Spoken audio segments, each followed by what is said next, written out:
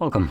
In front of me is a REALME C61, and today I will show you how you can enable and set up your Do Not Disturb mode.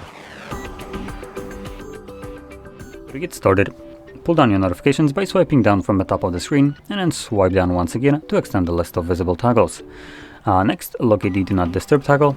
If it's not visible on the first page, just swipe to the left and this will show you additional pages. Now let's see if I can, oh there we go, I just found it. So it looks like this, it looks like it's on the first page right at the top. Now once you see the toggle, hold it the first time around and this will quickly take you to the settings. Here you can customize how the mode will function once enabled. I want to point out one option in here which I find very useful, which is the duration for quick settings. This defines what happens when you press on the toggle. By default it is set to run until you turn it off yourself, which if you forget about it, it's just gonna run indefinitely. Not the best kind of solution here.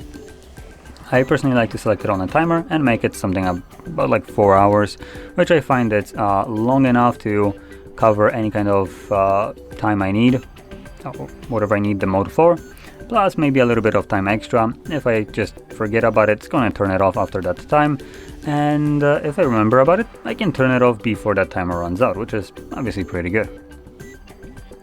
Additionally, you can also select a schedule in here, so fully automatic, day of the week, start and end time. If you're planning to use a schedule, just make sure it's toggled in here, and that's all you would need to do. Now, once everything is set, for manual usage, just find a toggle and simply tap on it.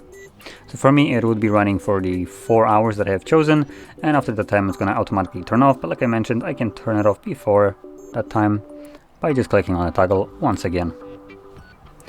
Now, with that being said, if you found this very helpful, don't forget to hit like, subscribe, and thanks for watching.